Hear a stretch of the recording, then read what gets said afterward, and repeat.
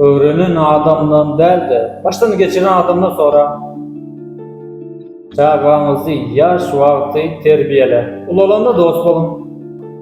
Her nahili gün bolsa da vakt gelip batar. Aldavutçuların toparından uzak durun.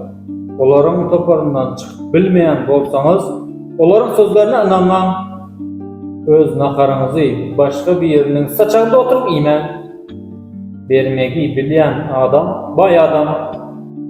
Eğer fikriniz var bolsa, onda berip durun. Yelden hem öz peydanıza olanın. Her kim başkalarının yanlışlarını tanqidlamayı halayar, yön öz yanlışlarını görmeyer. Sözler değil de hareketler dünyanı yütkediyen. Her bir ağaç küçücük tohumdan ösüp çıkar. Sabırlı bolun. Dine şonda İslam zadınızı yetip bilirsiniz. Düşmanından biraz seresap bol. Aldavçı dostundan mügesti seresap bol. Sebebi ol sana ne hil ziyan vermeliğini has kov bilir. En bağıtsız adam görüplük eden adamdır. En bağıtlı adam barına şükür eden adamdır. Uzaklık sevgini azaldıyar. Sevgi gözlerdedir. Kahar, gazap, delilik bilen başlap, ökünç bilen kutarıyar. Tekebbirlik adamdaki akıllılığı öldürüyor.